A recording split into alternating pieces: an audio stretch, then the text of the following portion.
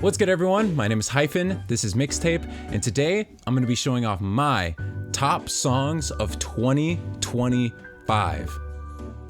A couple months into 2026, but brother, when have any of these videos ever been on time? Before we dive into another amazing selection of songs, I need to once again bring up my two quick rules. Rule 1 is that for a song to make the cut, I have to have heard it for the first time in 2025. It doesn't matter what year it actually released, as long as it came to me and made it into my mixtape in 2025, it'll qualify for the list. Rule 2 is that in the proper top song section, we will only be doing one song per artist. As per usual, that means the honorable mentions is a graveyard filled with awesome songs that might have made the list if not for this rule. So do me a favor and give those songs their due diligence. They're awesome. Oh, and we're gonna be covering the honorable mentions a little bit differently this year, but actually, you know what? You'll figure it out. Just know that it's probably better this way when we have this many songs we have to cover. And that should be that. So, ladies and gentlemen, welcome at long last to Top Songs 2025. Starting with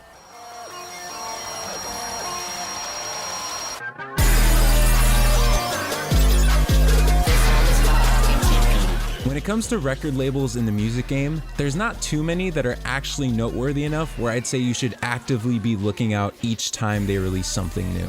And when I say not too many, what I actually mean is that Dead Air is the only record label in this shit that I actually care about. I mean, in the grand scheme of things, they didn't drop too much music last year, but at the very least, everything that they did drop and license was worth checking out. In terms of licenses, you had Fishmonger, Attempted Martyr, I Love My Computer, and the Racing Mount Pleasant album. All great records who fit perfectly under the Dead Air umbrella. But dog, the shit they were cooking up in their own kitchen? Fucking stupendous! All three of Jane's projects were amazing. Camo's debut blew my mind. Quanic continued to show me that I'm missing out on post-rock. Lucy came back and slapped me across the face for not liking Sisterhood. And Crew kept up the energy with good vibes and insane production. With that said though, even with everything they released, there was still a couple of tracks that stood above everything else. And these were the ones.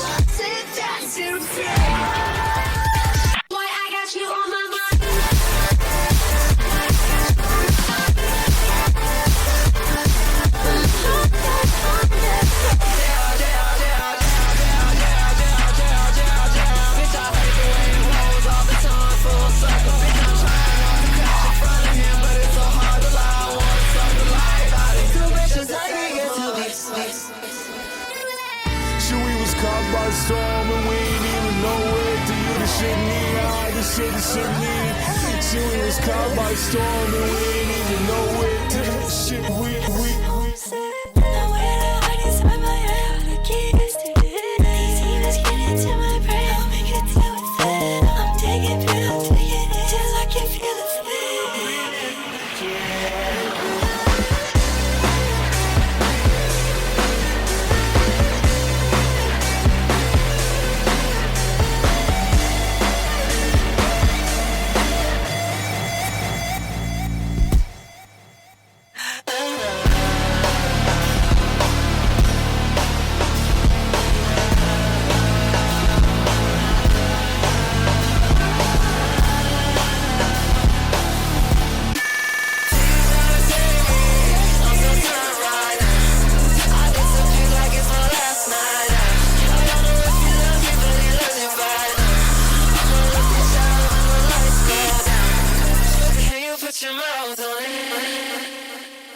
God, that was a lot.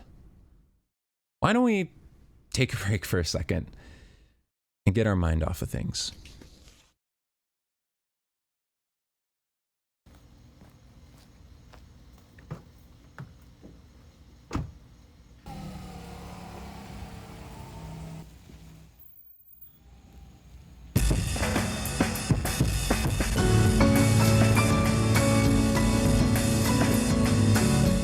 did a good bit of driving with the moon up this year. Whether it was due to my job waking me up at 5:30 every morning, driving across the state at night, or wandering around after a concert, meandering around to make the moment last, I did a lot of driving in the dark this year.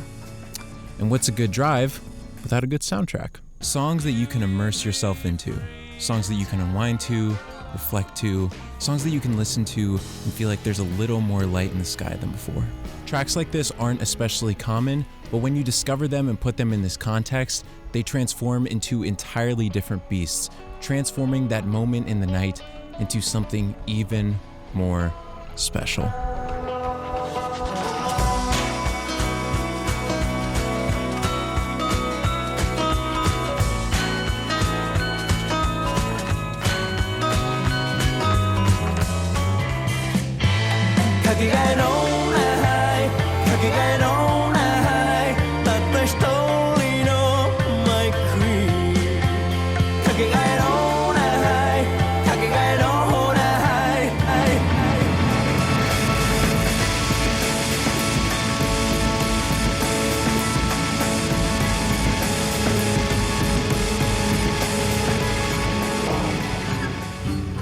But so is every word taken from me.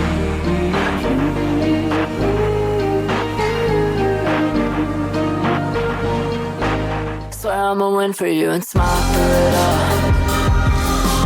Smile through it all. Smile through it all. Smile through it all.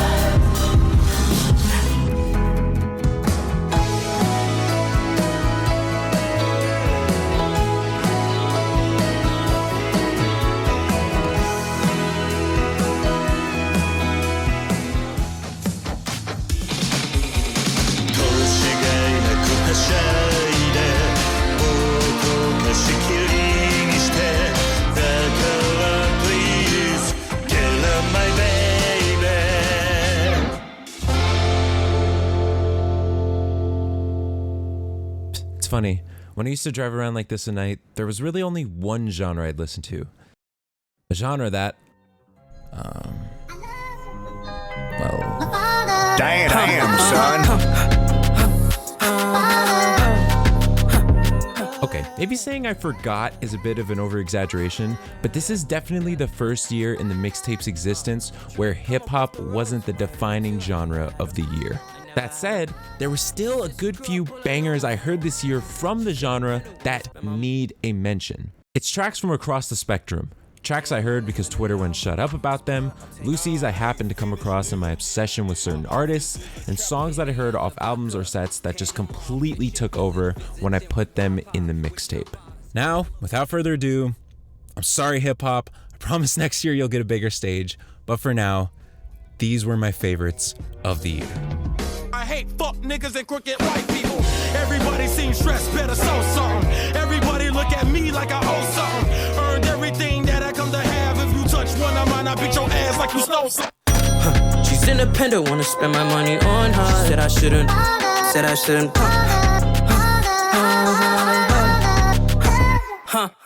Niggas from the east side on a Friday night. Met a bunch of hoes at the Golden Glide. Smoking and rolling the lows and highs. Me and all the bros in a stolen ride like man, they shooting outside, so I'm staying inside. Shorty, you and I vibe, take a few shots like Tupac. Something you can teach me. I'll tell you my truth. We ain't gotta move. Just enjoy the view on the roof. Cool the owner, tell him we dining for two. If it's down to me, it be up to you. I'm the proof. I'm the one to choose, not no one to lose. Go.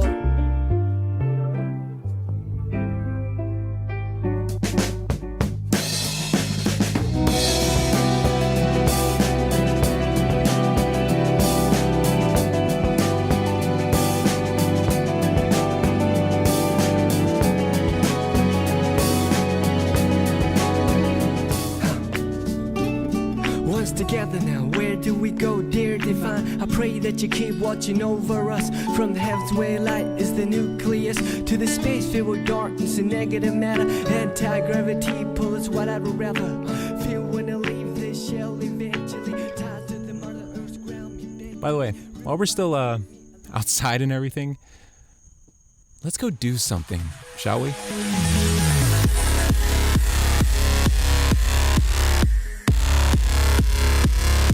This year, I decided to do some experimenting with life by going outside more often.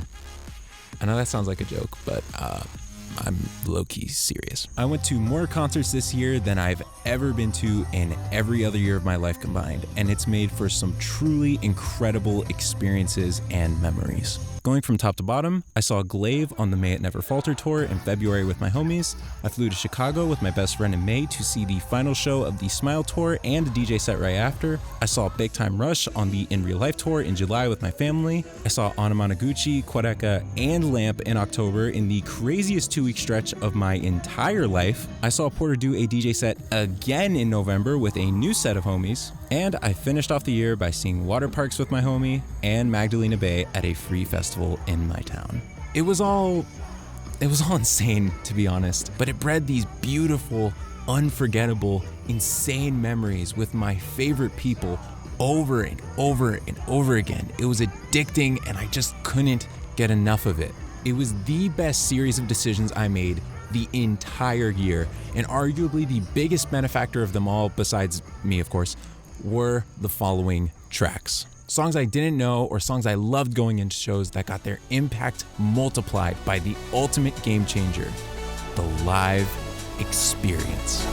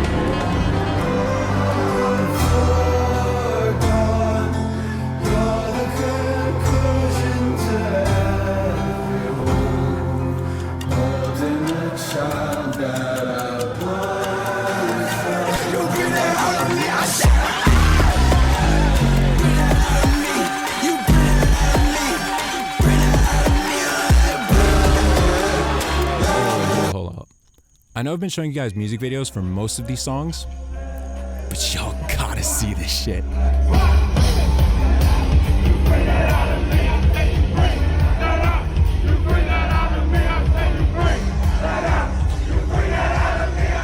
Chills, man. Just perfect.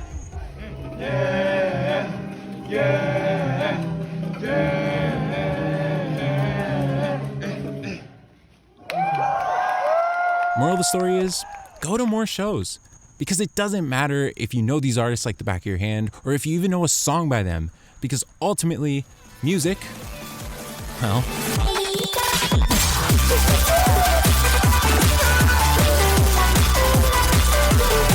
yeah, that's what it's all about. Real artistic qualities be damned, sometimes you just need a track that makes you feel good. Something you want to sing or dance along to because it's just that infectious. And don't get me wrong, it's not like these tracks are bad songs even. Hell, they're great songs, but they just have that intangible factor to them that other songs, try as they might, just can't replicate. Actually, to hell with this. Trying to explain why a song is fun is like the most redundant thing ever. Just give these tracks a listen, and you'll know what I mean. Prettiest girl that I've ever seen, I find it quite unsettling. UK bitches try to man, but I see you in everything. Pretty bitches love to man, know that we with anything. You need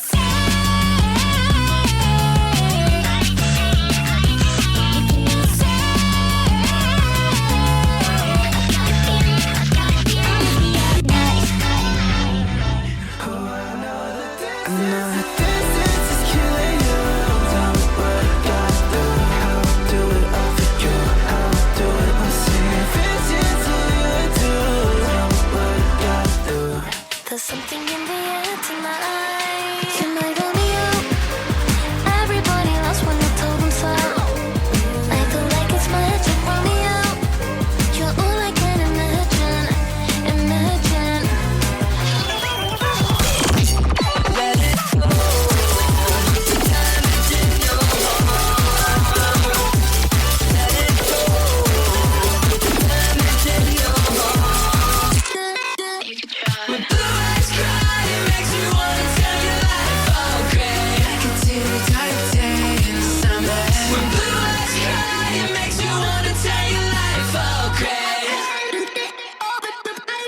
Luckily for me, the fun didn't end there. It continued all the way to the bitter end of the year, which leads us to our next section about the tracks that snuck in at the end of the year. I'm on a one-way and moving too high. For 40 acres in a mule, I'm more than I mean, I could try to write pieces on each of these tracks, but really there's not a whole lot to say about them. All of these tracks went to the mixtape from late November to December, with most of them actually being recommendations from my friend Alex, so shout out Alex, I guess. He told me to listen to 21 Pilots, to Ego Trip, to these loose singles he thought were bangers, and they all culminated into fireballs that just came in at the end of the year and lit my soul ablaze.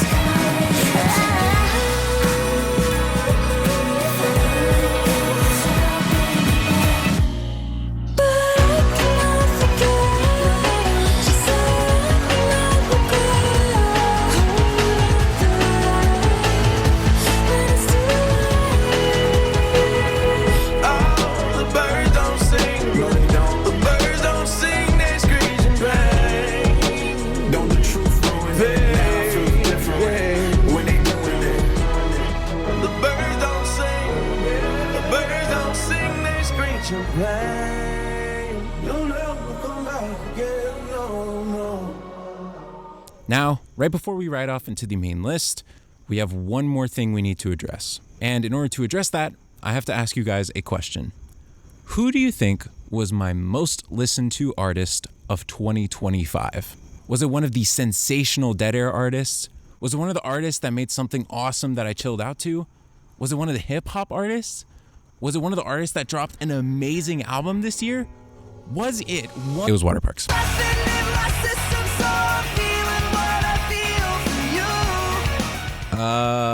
Yeah. And it wasn't really that close either. I said it earlier when I was talking about the necessity of fun tracks in my life. Sometimes you just need a track that makes you feel good or that you can sing or dance along to. And Parks has dozens of songs like that, especially on these 3 albums. Holy shit. Just a non-stop barrage of some of the catchiest alternative, pop, and pop punk songs you'll ever hear. I get that they're not necessarily for everyone.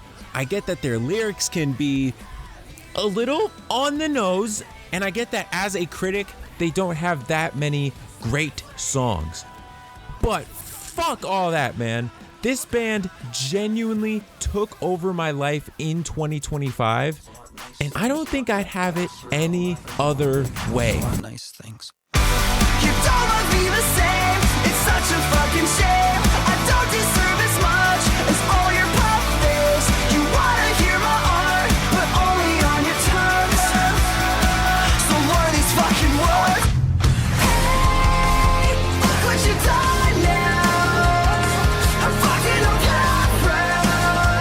Why you follow around, round. I can't even count the times I settle for these red lines. Tell me would you stay awake for me? You're so cold. I doesn't know what made you so scared. Oh, and in case you were curious about the toughest cut I had to make, it's this one. My most listened to song of 2025, Boom Boys. It caught on from the moment I first heard it, and it never let go. So cutting it like genuinely physically hurt, like so bad. So before we finally leave the honorable mentions, let's let this song ring out one more time.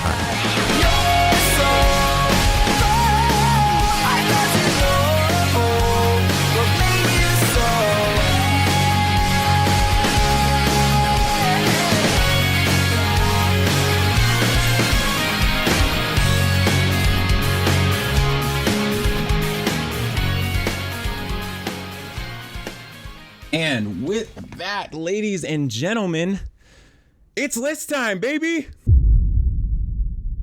Similar to the previous 2 years, we're going to be using the pyramid tier system for this list, which means starting at the base of our pyramid with 5 songs in tier 5 and scaling our way up to the song of the year in tier 1.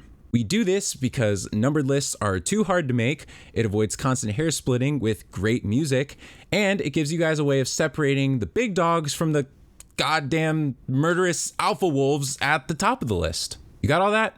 Sweet. Now, enough preamble, let's get into... Sample work is a beautiful thing, isn't it? You saw it earlier with Father by Jim Legacy. Sometimes all you need is a banger sample to bring a song's energy to its limit. For example, just have to cry on a beat like this, but how you crying to a beat like this? If you guys have been watching these lists, you know that JVB has been climbing the ranks for a little while now. And although Hyperyouth didn't fully deliver for me, it did serve up a new song for me to obsess over from them. Like I said earlier, it all stems from the sample, an electric rearrangement of Cry by the King of White Men, rest in peace, Bobby Caldwell. From there, Joey and Bray have a simple mission: carry the energy from the sample and ride the beat. And that's a mission they both come back from as goddamn heroes. Joey's verse is fun, delivered bombastically, and has goofy, stupid bars that I love to see from him. But Bray's verse is where the song really shines for me. He talks about their success, the stress of touring, and overall just has such a silky smooth delivery that rings out the song in a perfect way. It's easily their catchiest song, it's an embodiment of everything great about the duo, and I can't think of any better track to ring in the list with. Just awesome.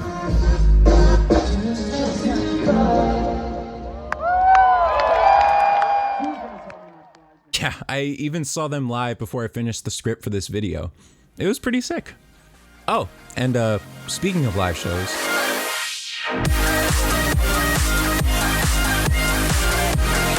What an outrageous year for Nina Geraci. Girl goes from a relatively underground EDM artist to one of the biggest EDM sensations of the 2020s, all stemming from the release of her sick debut, I Love My Computer. Generally speaking, I had a lot of songs I could have picked from that debut. iPod Touch, Fuck My Computer, Info Hazard, but man, Delete was just inevitable. Funnily enough, the thing that always stuck out to me about this song wasn't the great drop or the poppy synth melodies, but rather the songwriting. It's a track about putting a song on your Instagram in hopes that the person you like sees it and you can delete it right after. To many people, that might sound weirdly specific, but as someone who's actually guilty of doing this multiple times, I don't know. I think it kind of hit the mark. Combine that with the song's aforementioned great drop and poppy synth melodies, as well as a great progression that keeps the song engaging throughout, and you have one of my new favorite EDM songs of all time. Welcome to the club, Nina. We are glad to have you here.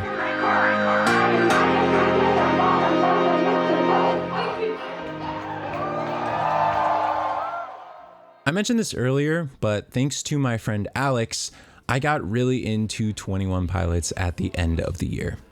So, yeah. Alex, this one's for you, buddy. That part they aim.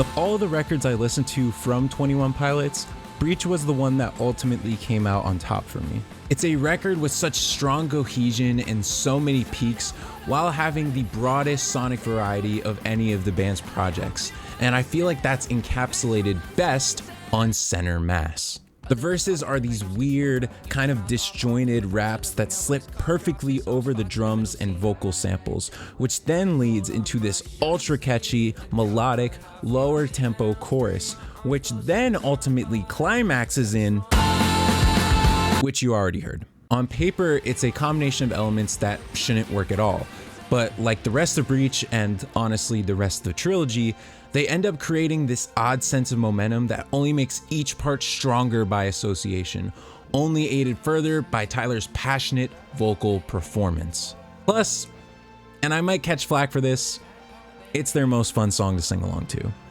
And that counts for a lot on this side of town.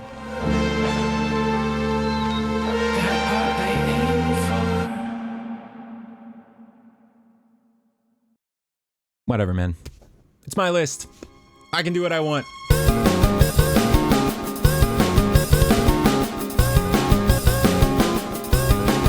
One of my biggest, brightest highlights of 2025 was the release of Deltarune Chapters 3 and 4. Finally, after 4 long years, we finally got to reunite with these characters, flesh out this world a bit more, and get a huge new helping of amazing tracks from Toby Fox. There were a lot of standouts to go around. Castle Funk, Glowing Snow, TV World, Guardian, fucking Black Knife, oh my god. But the one that ended up leading the charge was this one. It's crazy to think that the third iteration of a song could be so transformative and impactful, but Tricky Tony pulls out all the stops to make it work, the most notable and infamous of which being the shifting time signatures. There are, 35 time signature changes in this song, and despite what all musical logic would dictate, the song somehow manages to have a cohesive, addicting rhythm that only builds as it goes on. Combine that with the best bits of the first 2 iterations, as well as the in-game context of this track, and you have an absolutely spectacular musical moment that still echoes in my head almost a year after release.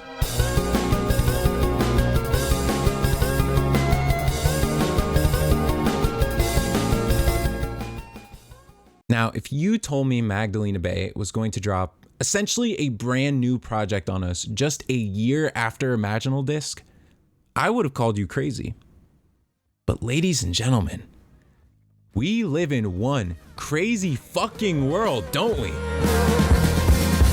This angel I believe in wants me feeling. What a blessing we've received in the form of Nice Day by Magdalena Bay. I seriously thought we were going to go maybe a few years without anything new from them, but we literally only had to wait 13 months for them to start this new string of singles and for them to start blowing our minds out of our asses again. Each duo of single brings their own flavor to the table, and while I appreciate how different all of them were, the third duo was the one that caught me the most off guard. Both tracks are defined by these weird syncopated rhythms and ghostly melodies, giving them each this unique, hypnotic feeling that we haven't really seen from them before. And while Unoriginal is a phenomenal track that also deserves its flowers, especially for this, I'm such a whore for automatic doors and busted up back doors who wash up on the shore. which is low-key the 2025 lyric of the year, Black-Eyed Susan Climb gets the edge for me with those wild guitars and those synths that shove their way into the track, leading to a finale that sweeps me off my feet every single time.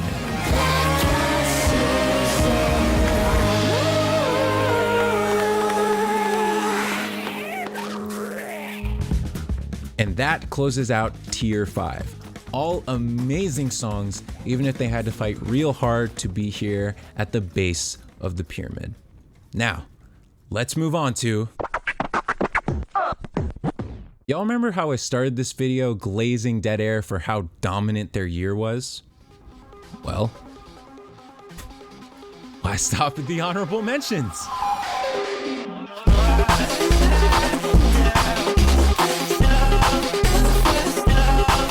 Here's a fun fact about me. I pretty much opened this year listening to everything Camo had put out in preparation for his debut album, K1. And God, even knowing how sick he was going into that album, nothing could have prepared me for the clinic he was going to put on that record. Just hit after hit after hit after hit after hit. And at the top of the mountain was this banger, Head First. Let me start by saying this.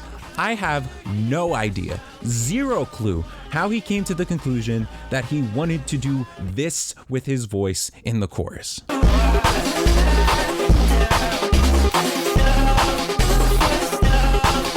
It's damn near unintelligible. I still don't know what he's saying, and I still try to sing along with it every single time because it's just that damn good. Then he jumps out the first chorus with that, Some days I don't feel like myself, I like myself on fire. he just has this intensity on this track that lights a fire in my brain. It's outrageous. And that doesn't even begin to describe the production on this song, because like, dog, what the hell is even happening? It's so chaotic and distorted, and I feel like it should be distracting, but instead it just feeds into Camo's vocal energy to breed this huge, feral feeling that reigns supreme over the song, dominating my ears every time I listen. I already loved Camo before this, but this album and track just sealed the deal for me. It's already barely been a year, and I'm starving for more. What a song.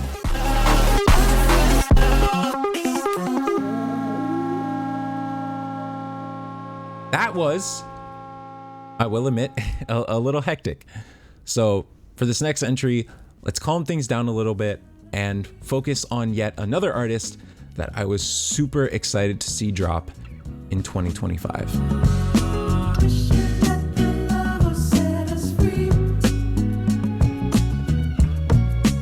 The last I'd heard of Little Simz was 2022's No Thank You, and while that album didn't exactly meet my expectations, it still fed into my personal narrative that she's one of the best MCs in the rap game. She's so good at layering great catchy bars with personal meaning and social commentary. The lady just has so much pride in her craft, and it's a joy to listen to. And thankfully, with the release of Lotus in June, we finally got another helping of Simz at her creative peak, most apparent on the song Free. Literally everything great about Simz as an artist and everything great about this song can be captured in its finale, a 16-bar walk down where every bar ends with free. In it, she juggles both her spiritual freedom and her personal hardships while weaving each bar in a flawless frenzy that you can't help but tap your foot to. The instrumental aids in this pursuit, keeping a smooth, minimal melody that grounds you in the groove and amplifies her bars. It's the kind of song that plants itself in your head and makes itself comfortable, giving you time to enjoy it and muse over everything it has to say. A near perfect rap song. Shot my brothers locked in the can trying to get. There's a war outside, pray that people go free. Oh, and speaking of near perfect songs, get this, guys. Did you know pop music got invented this year? When I'm with you, it feels like it's happening again. I feel a BPM. I have weird feelings about underscores. On one hand, she is one of the artists I've been familiar with since before I was really into music, and seeing her growth from that person into the artist she is now has been absolutely insane. On the other hand though, she hasn't really released any songs that really jumped out at me. You know, nothing that I can point to and be like, yeah, listen to this song from her and you'll get all of the hype around her. Until this song dropped. I see it less as a revolution for her and more as a refinement of all the elements she's good at as an artist. The production pops out with simplicity while having much more going on under the hood. Her verses feature lyrics that jump out while keeping a good flow, and the chorus keeps all those catchy elements that always made her songs cool to me while taking a shape rhythmically that I've never really heard before. It's her pushing all these things she's always had in her bag to their logical conclusions, resulting in a sound that feels foreign and exciting while still being distinctly underscores. Then, just when you think you've got it figured out,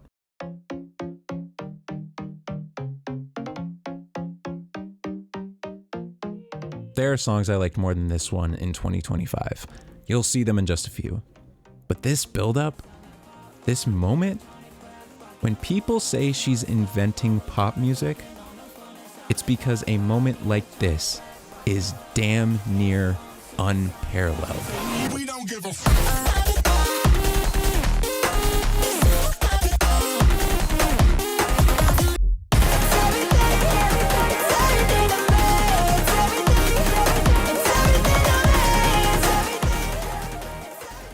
Let me ask you guys something. When the world feels like it's falling apart, how do you cope? Do you cope by looking away? Or do you cope by staring it down and stating what needs to be said? Same old toxic fables, nameless empty cradles, defined by half-assed labels, faithless. In a year where the average person feels as powerless as ever in the face of multiple inhumane tragedies, it's almost therapeutic to have a song like this exist to have our frustrations and hopes for the world given sound. And really, I feel like it's in this balance between fury at our utter powerlessness and hope to somehow change the tides of fate, both lyrically and in sound, where this song gains its complete strength. The song starts furious with chugging bass lines, apocalyptic saxes, and crashing drums, underscoring lyrical things of disillusionment as Harry yells, "They look down on us! Look down on us!" But just when the song feels like it's spiraling out of control, it slows to a crawl, and light begins to shine into frame. The drums take a shimmery approach, the sax slides into a higher key, and Harry begins talking about his view of a brighter future, where love reigns supreme and where we act as the change we need for the future of our people. It's a little sappy and on the nose, but damn it, I think that's what makes it so effective. The world aims to bleed us all dry, but this song gives me the power to keep pushing, to keep hoping, to keep seeing the good in our day-to-day so that hopefully in the future we can have the power to make the change we want to see in the world. And that strength, the strength that this song gives me, that means something.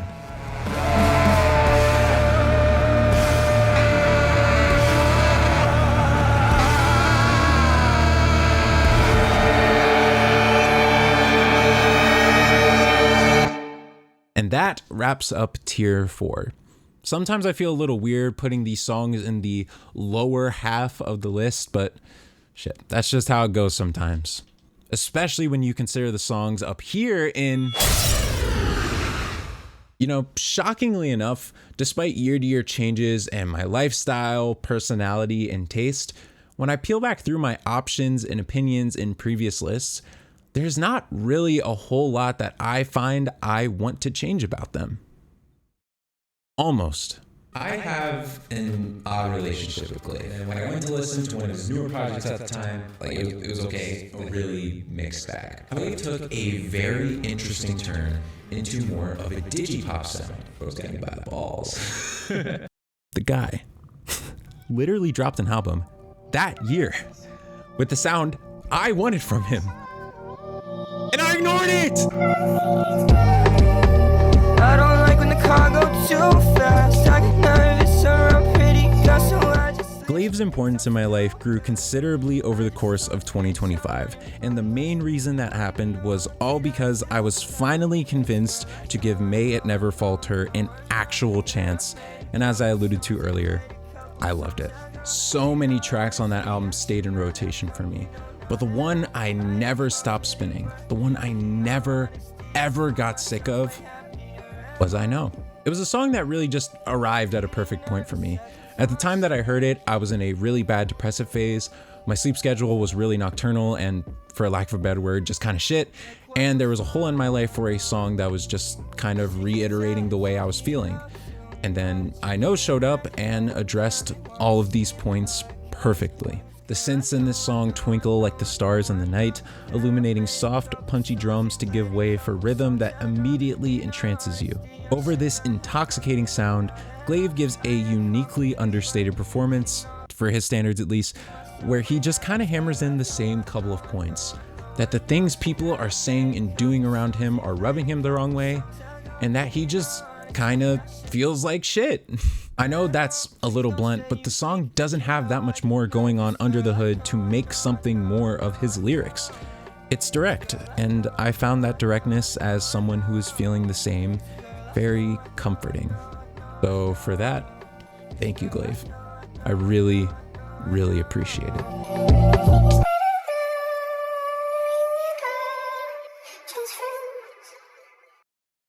Oh, and while I'm here gassing up Glaive, let me tell you guys something. You know how when an album ends on Spotify, it'll usually spit you out to another loosely, somewhat related track? Well, when I finished listening to May It Never Falter, the same thing happened. And the result? I made it out the rough, I'll make it out again. This time I know my stuff, I said this time I think I'll win. For those of you out of the loop here, Curtains is an up-and-coming artist in the same music collective as Glaive, Slow Silver 03. However, don't let their affiliation with each other fool you into thinking that they sound super similar, because the vibe that you get with Glaive and the vibe that you get with Curtains is night and... well, it's not night and day, but like it's like night and evening? What I'm getting at is that Curtains generally makes less intense music, and this track here is a perfect showcase of how that is a huge strength for him as an artist. On Night at Work, almost all digipop elements are moved to the side to emphasize gentle guitars and an intimate performance, creating a warm atmosphere that always draws me into the track. From there, the spotlight sits firmly on Curtains in his performance, and in my opinion, he absolutely nails it. He finds the perfect sweet spot with vocal variety that doesn't make the song hard to sing along to or understand, which keeps the song grounded in its sweet lyrical message that is so easy to fall in love with. It's the universal experience of screwing up with your partner and doing what you can to make it up to them. No matter what the reason was for the screw up or what exactly happened, all that matters now is making things right. And you can feel that sincerity in every line of his performance. That's ultimately what brings this song up so high for me.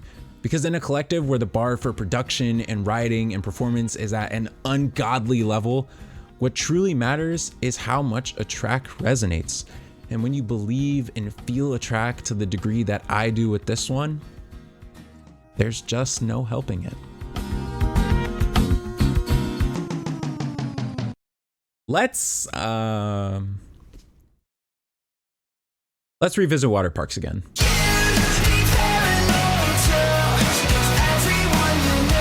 Describing the general vibe of those 4 tracks from the honorable mentions is easy enough.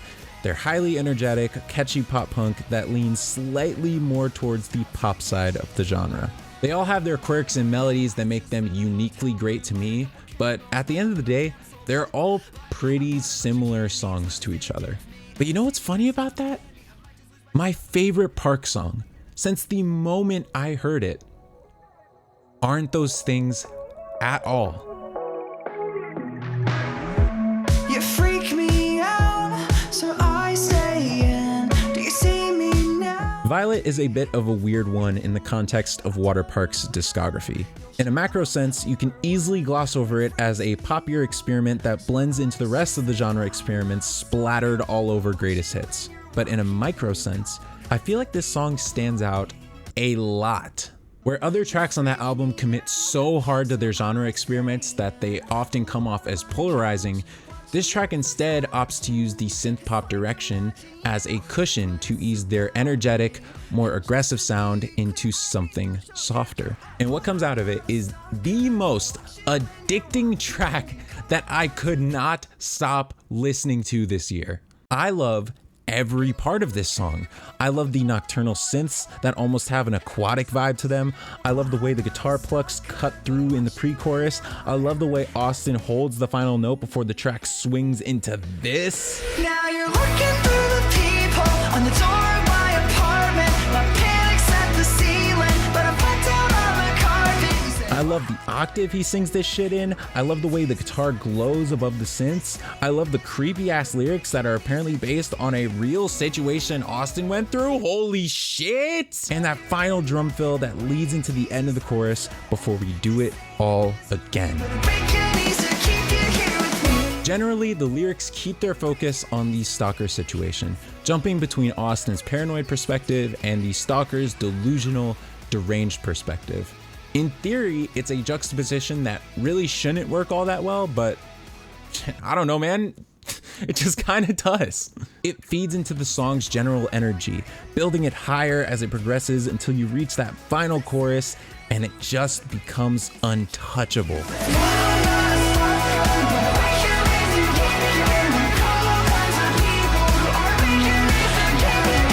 Thanks for all of the great energy this year, water parks. Hopefully Jinx gives me more to love from y'all later in 2026, but until then, this is more than enough.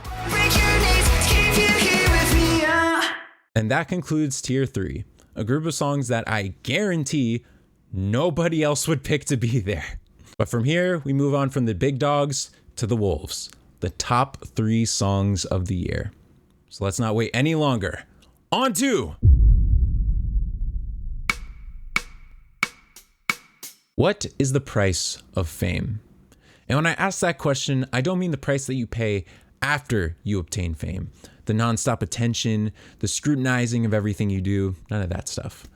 I mean, what is the price that you have to pay to attain fame? You can tackle this question from a few different angles. I mean, people take all sorts of different paths to get to stardom. Some people claw up the ladder, some people sacrifice relationships, and some people fall into fame by sheer luck. It's all different. So, with all that said, allow me to pivot one more time. What is the price you can pay for simply wishing for fame? Well, I think Jane has our answer to that one.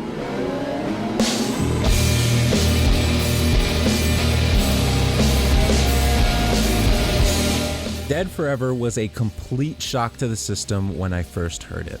It was so much more intense and grungy compared to the singles that came before it, hitting me hard on first listen and leaving shockwaves that reverberated upon each subsequent listen. And it's weird because you'd think after they dropped Census in 2023 that they wouldn't have the capacity to really surprise us anymore with this sound, but shit, bro. It's fucking Jane Remover. They've proven time and time again that all they know how to do is surprise everyone with amazing music. It comes from multiple different factors. It's a track that's as catchy as it is hauntingly noisy, drowning out frustrated singing with blaring guitars and explosive drums during its chorus. Yet, in the verses leading up to these walls of sound, there's a sense of discontent mixed with calmness as Jane sings about a businessman attempting to take advantage of them, telling them that they can be a star. It's disgusting to imagine that actual talented people get swallowed up by assholes who only want to use them, but it's that reality that's brought forward and given immense weight on this track with their loud performance and huge production suffocating you as it crawls forward. This is something that Jane excels at as an artist. They'll give you this concept to slip into when a song begins, then they'll blow up the scale at such a pace that you can't help but get pulled into it. And in the end, it's that factor of the song in particular that's born out of the others that transforms this from just a song to an anthem that electrifies by the end.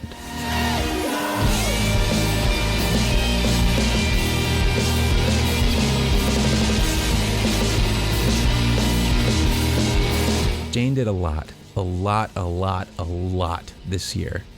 But against all odds, venturing takes the cake for me. What a turn of events.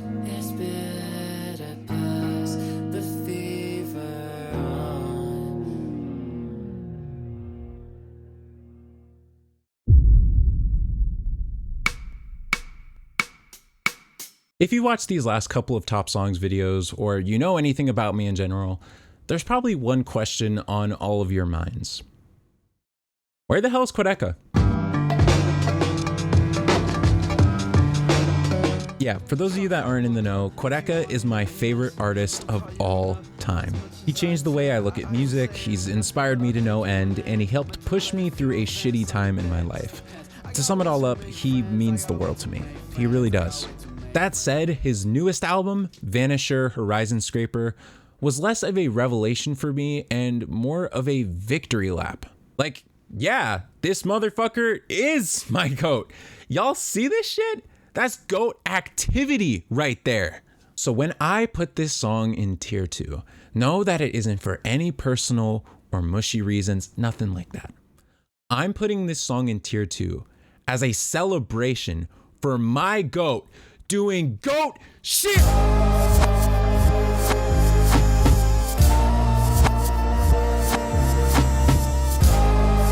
Where the hell is CTXX? Where the hell is he? dog, he's right here in tier 2 with a song that's just as unorthodox as it is thrilling at a time like this. And honestly, despite how much love I have for this song, there was plenty of other Vanisher tracks coming for its throat. Ruin My Life, Foregone, and That's Why shook my heart way more. Thunder and The Great Bakunawa got my blood pumping way more upon first listen. Monday and Dancing Without Moving straight up had me shaking way more ass than any other song. But where those songs win out in individual areas, this one gets the overall victory by scraping it out in the margin, taking sparse elements from almost every song on the album to create this colossus of a track. It all starts from the bass. This song, in concept, is about fear. Sailor Quad is scared of getting old and becoming incapable, and that fear gets personalized in the beat with this reverse drum that has a horn humming over it constantly, creating this tense, uncanny feeling that hangs heavy over the song.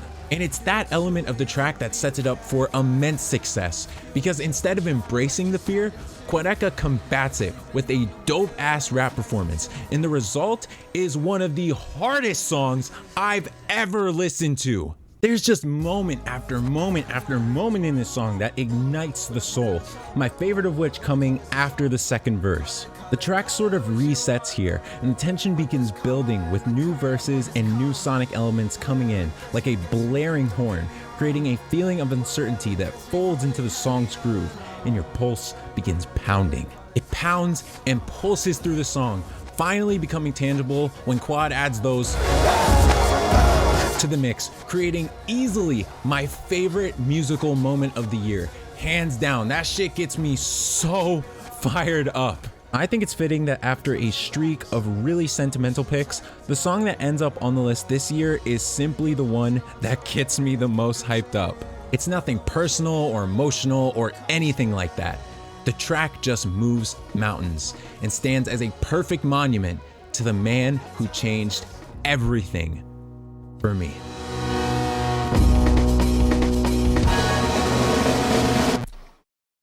And now, into the final.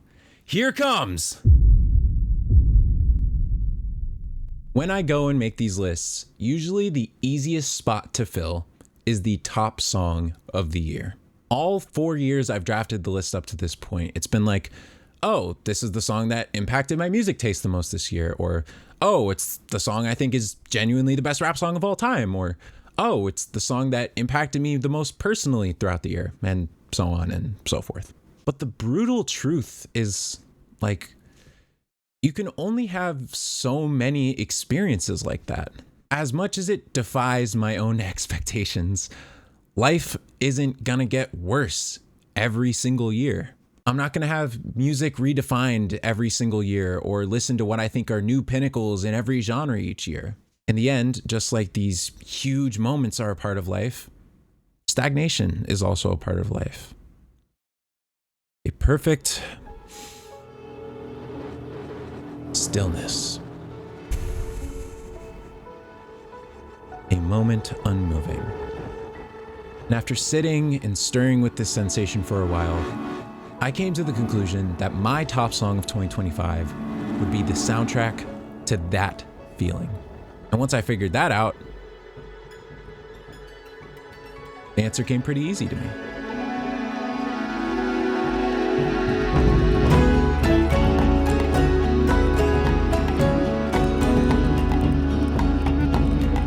And it's weird to think about, because for a track to accomplish that task of being the soundtrack to life, essentially, it kind of has to cover a spectrum of different tones, moods, and emotions. Yet, UR does all of that so well that it kind of astounds me. The first half captures this feeling of being completely in love with someone or something, that it completely takes over your world. It's physical, it's actions, it's thoughts, it's concepts, it's everything you are and everything you perceive. I initially interpreted this as love for a person, and I found this genuine, pure love for a relationship so sweet that it was almost infectious. But as life has moved forward, I now look at this as a love for something that someone is completely passionate about. It's something that encompasses your entire world and everything you think about, taking over your life in a way that you just can't get enough of. It inspires this warm, cozy feeling deep within each time I listen to it, enough that I sometimes get emotional when I listen to it at the end of the album. You are.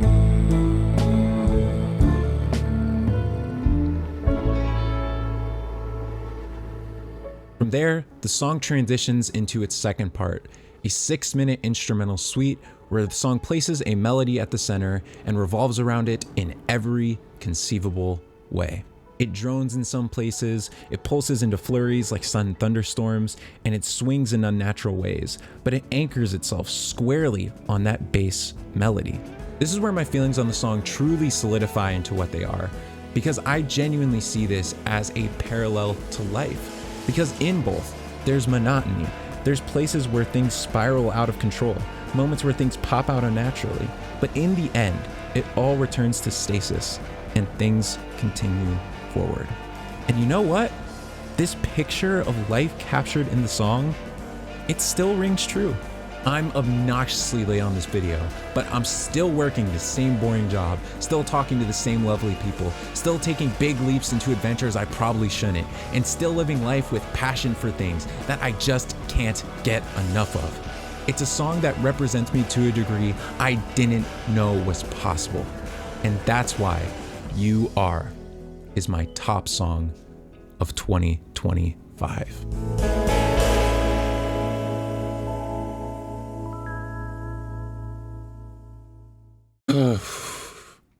I'm fucking exhausted.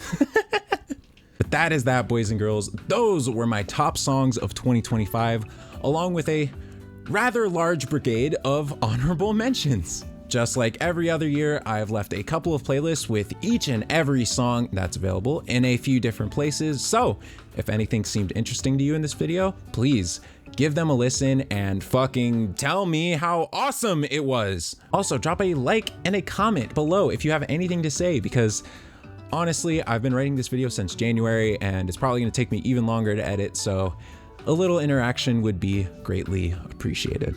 And lastly, thank you for sitting through this long ass video. Despite my efforts, this is definitely my longest video to date, so for you to sit through all of it when all I'm doing is chatting about music I love, I mean, it means the world to me. So thank you, and I greatly appreciate it. Like last year, I don't know when I'll upload next, but until then, keep an eye on the Chaos Theater. I've been Hyphen, this has been Mixtape, and take care.